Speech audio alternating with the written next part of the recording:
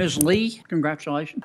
Do you think the United States Constitution should be interpreted according to how people understood it at the time it was adopted? Thank you for the question, Senator. With regard to the interpretation of the Constitution, should I be confirmed as a circuit judge, I'll be bound by Supreme Court and Second Circuit precedent. I know that, and I'm not going to ask either of you. I know you've been coached. The Trump White House coached the Republicans when they were nominated. Always carefully say you're going to follow Supreme Court precedent. I stipulate. I'm asking your opinion, your judicial philosophy, not how you're going to rule on a case. Welcome back.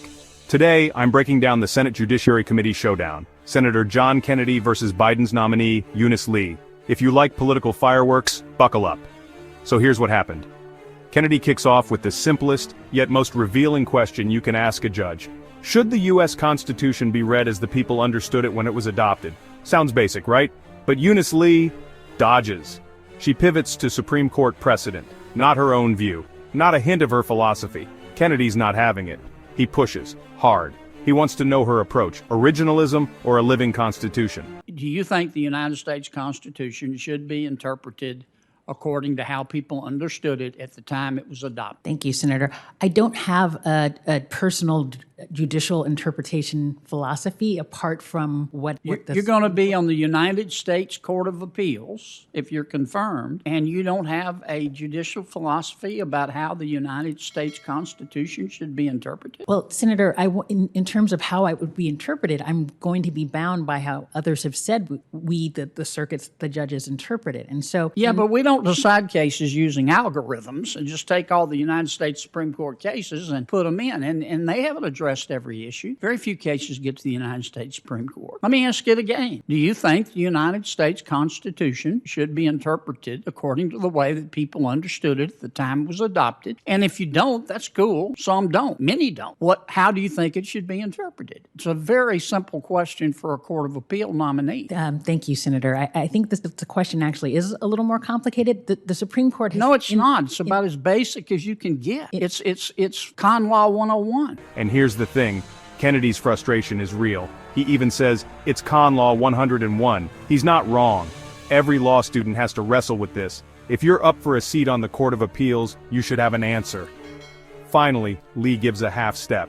Examples let me try it again. The problem may be mine. The United States Constitution. Do you think it should be interpreted according to the way that people understood it at the time it was adopted, or another way? I think there are many circumstances where it should be interpreted according to what people thought at the time it was adopted. When? Well, for instance, in the case of Heller, the Supreme Court applied original meaning to determine the scope of the Second Amendment right. And so, when shouldn't we apply original meaning? I think when there are Supreme Court precedents that apply something, have applied something on an original question. I'm sorry.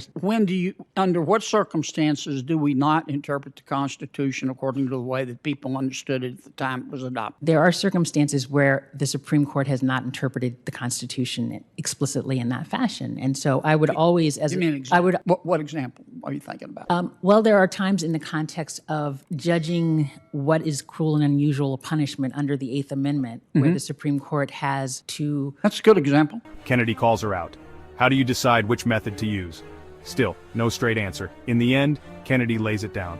If I don't know your approach, I can't vote for you. He's demanding clarity. I think that when there is not, I think the circumstances where there's not going to be either controlling or at the least instructive precedent from the Supreme Court or from the Second Circuit, I think is fairly rare. And so I can't say in the abstract, well, if this is the philosophy that I would apply, because again, I'd be driven by what the precedent says. And so I can't give you a specific judicial philosophy. Okay, I'm way over. Listen, I'm going to send you both a letter. I can't vote for you if I don't know, and I didn't get a chance to talk to you, Ms. Ross. I can't vote for you if I don't know what approach you're going to use to interpret the United States Constitution. And I don't believe for a second you both haven't thought about it. You couldn't have gotten through law school without thinking about it. So I need to know what you think about it. Okay? And honestly, that's what judicial accountability is all about. So was Kennedy right to press her, or was Lee just being careful? Drop your thoughts in the comments. If you want more sharp analysis and real talk from Washington, hit subscribe. Thanks for watching. I'll see you next time.